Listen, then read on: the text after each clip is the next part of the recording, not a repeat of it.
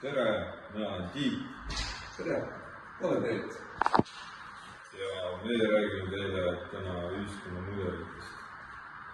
Ja Peet, milliseid ühiskonnamudeleid sina tead? Mina tean näiteks nagu põllumajandusühiskond. Põllumajandusühiskond on iseloomustab põllude elatus, põllu harimine või karjakasvatus. Inimesed elavad enamasti maal, tööd ja toidutootmised tehakse käsitsi, minimaalse masinate või tööstuse peale. Sellises ühiskonnas on tihti vajalik suurem osa elanikkonnast toidu kasvatamiseks. Sotsiaalne ja majanduslik jaotus ning tööjaotus on suhteliselt lihtne. Aga millal sina oled, Tiit? Mina olen kuulnud tööstusühiskonnast. Tööstusühiskond tekkis, kui tehnoloogia ja masinad arenesid. Inimeste tööliik muutus, suurem osa ei teinud enam polütööd, vaid tööstuses või ehitises. Rahvastik kolis maalt linnadesse. Inimeste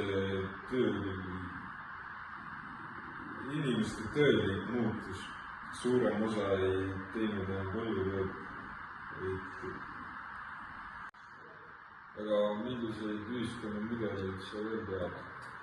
Ma tean näiteks nagu postindustriaalne ühiskond, ehk siis teaduspõhine ühiskond. Postindustriaalses ühiskonnas muutub majandus.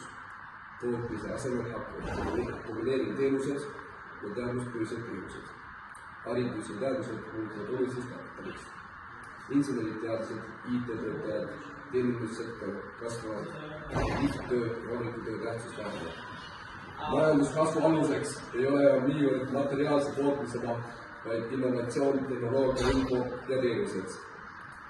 Aga Tiit, on sul veel mingi mudel, mida sa teaksid? Jah, olen kuulnud ka infoühiskonnast. Infoühiskond on ühiskonna arengustaadium, kus info ja selle töötlemine on kesksel kohal. Info kasutatakse kõigis eluvaldkondades maksimaalselt.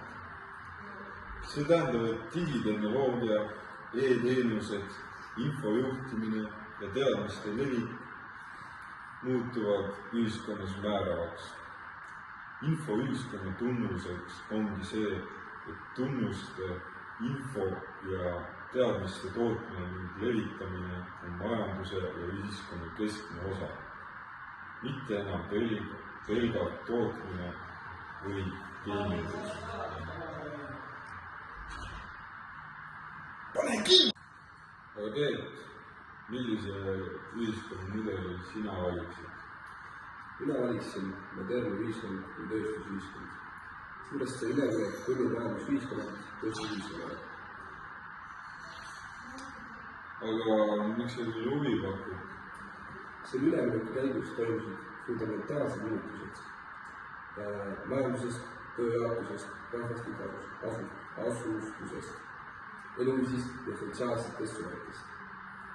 Need muutused mõjutasid põlvkondi ja loovad alused tänapäevasele modernsele ühiskonnale. Aga Tiit, kas sul veel midagi lisatud? Jaa, ma olen seda uurinud ja tean, et tööstusühiskond viis ühiskonna arengusse masinate ja tehnikate laiema kasutusele võtmist. Tööstusühiskonda viis ühiskonna arengusse masinate ja tehnikate laiem kasutusele võtmist, mis asendas käsitöö ja põllumajanduse tootmise tööstustoodanguga. Selle tulemusel kasvas tootlikkus, inimesed kolisid massiliselt linnadesse, tekkisid suured tööstusettevõtted ja turumajandus.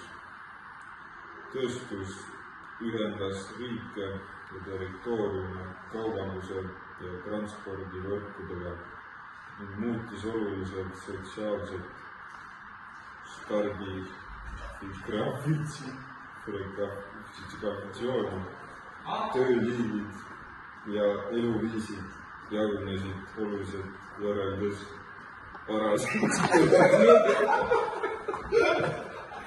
põlvede põllumajandusega.